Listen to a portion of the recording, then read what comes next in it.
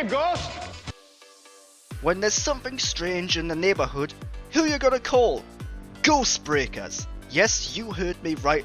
One of the original titles of the iconic Ghostbusters movie was in fact Ghostbreakers, because of legal reasons concerning a TV show of the same name, The Ghostbusters. But after a change of management, the title was approved and history was made. Ivan Reitman directed the 1984 classic written by Dan Aykroyd and Harold Ramis, starring them alongside Bill Murray, Sigourney Weaver and Ernie Hudson. The movie went on to be a smash hit and was at the time the highest grossing comedy movie. It is also considered to be one of the greatest comedy movies ever made, and on a more personal level, it's one of my favourite movies.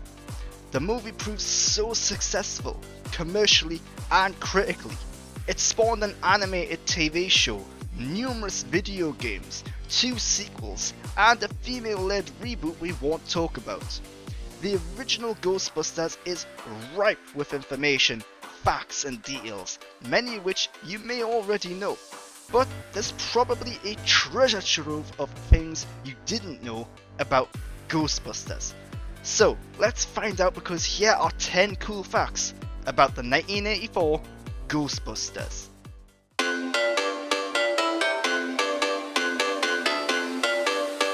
While the film was still in production, director Ivan Reitman released the in-movie trailer for the Ghostbusters business as a teaser of sorts for the movie itself.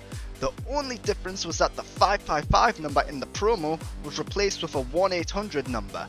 This allowed people to call in and receive a recorded message from Bill Murray and Dan Aykroyd saying, "Hi, we're out catching ghosts right now."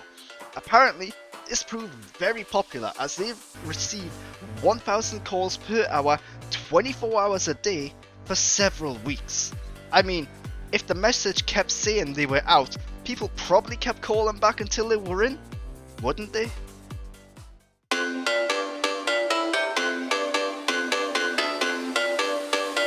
One of the main members of the original Ghostbusters lineup is that of Winston Zeddemore, played by Ernie Hudson.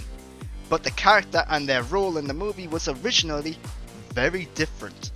Mainly because Eddie Murphy was originally considered for the role, but he turned it down to do Beverly Hills Cop. He was supposed to have joined the team and appeared in the movie much earlier, and he was the one who would have been slimed at the hotel. But with Eddie out, they recast the role and cut it down significantly. Ernie Hudson has said that the original script said his character had an Air Force demolitions background. He took on the role excited and thrilled, only to find out the night before the movie began shooting that all of those changes had been made. In an interview with Entertainment Weekly, he said, "I loved the character, and he's got some great lines, but I felt the guy was just kind of there. I loved the movie, I loved the guys. I'm very thankful to Ivan for casting me. I'm very thankful that fans appreciate the Winston character. But always been very frustrating, kind of love-hate thing, I guess." The neglect of Winston would return in the promotion of the all-women reboot, where he was referred to as a scientist, when in fact he was not.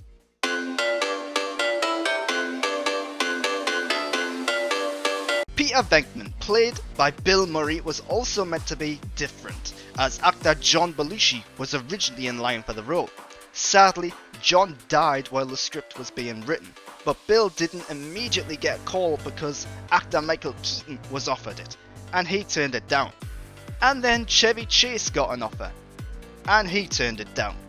He cited that the original script was very dark and scarier. Chevy did, however, feature in Ray Parker Jr.'s music video for the movie's hit song. Other actors considered for the role were Tom Hanks and Robin Williams. They also offered Steve Guttenberg the role, but he turned it down to star in Police Academy.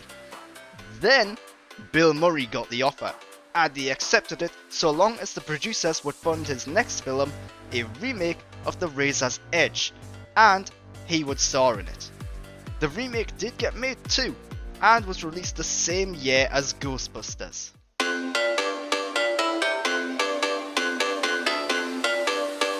Gozer, the villainous, monstrous ghost of the movie, was originally going to be played by Paul Reubens, but he turned it down.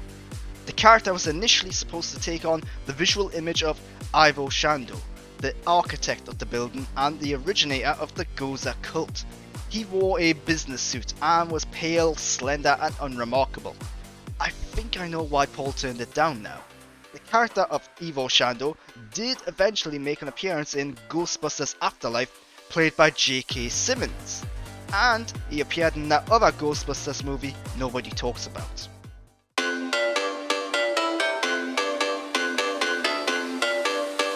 Slimer, one of the most iconic ghosts of the movie and one of the key visuals of the franchise, was never actually called Slimer.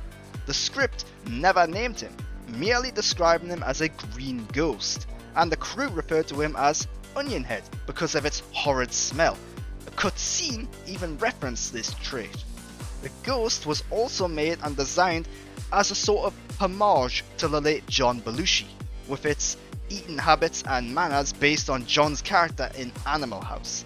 So it was also sometimes referred to as the ghost of John Belushi. The name Slimer came from the animated series The Real Ghostbusters and was based on Venkman's line, "He slimed me."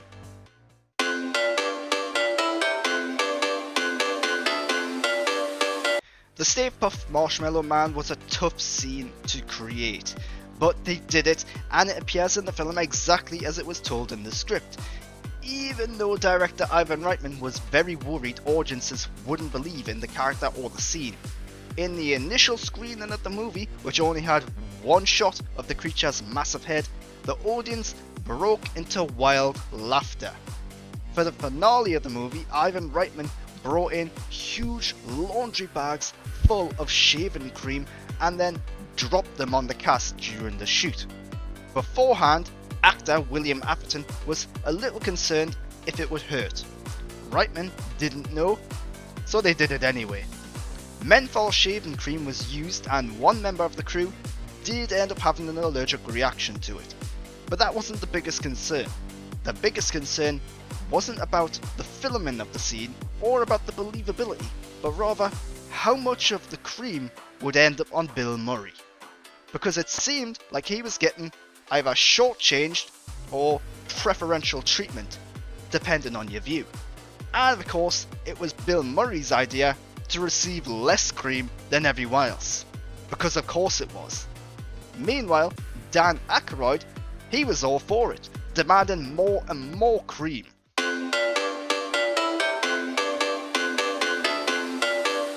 The 1980s were a very different time.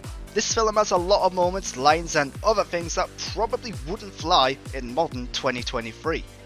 One such scene is when Peter Venkman asks the librarian if she is menstruating.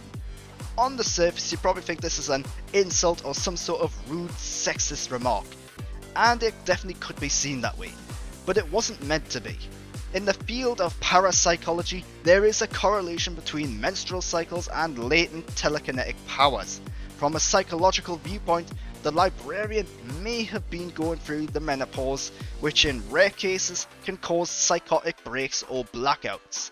It's therefore possible that Venkman was in fact trying to determine if the librarian may have caused the weird paranormal disturbances herself, physically or psychically. Of course, parapsychology's validity is really up in the air, and this explanation sounds very much like it was made up by a man, but who knows.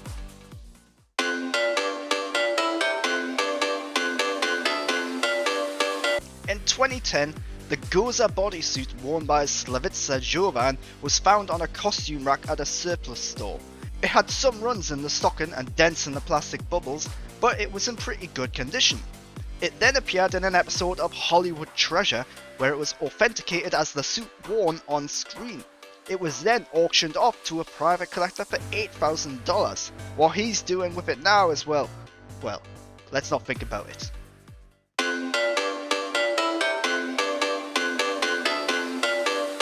Dan Aykroyd had a lot of ideas for the movie. The original story was supposed to take place in the future, where several groups of Ghostbusters existed around the world. the Marshmallow Man first appeared on page 20 and was one of several monsters like it. Ivan Reitman said that had they made the movie as written, it would have cost about $300 million in 1984. He then suggested that they focus on one group who worked out of a station like firemen. He and Harold Ramis then came up with the idea of focusing on the origins of the Ghostbusters. See, collaboration. It works. Sometimes.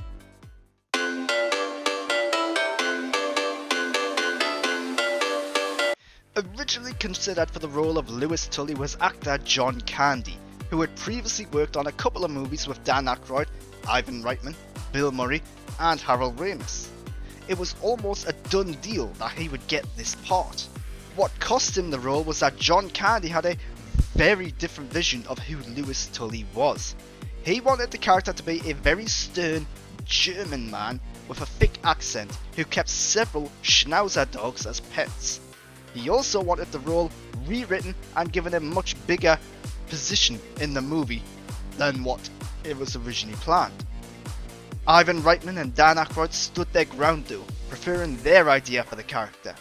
That's when they cast Rick Moranis, who brought his very own unique style to the role, as well as his own wardrobe.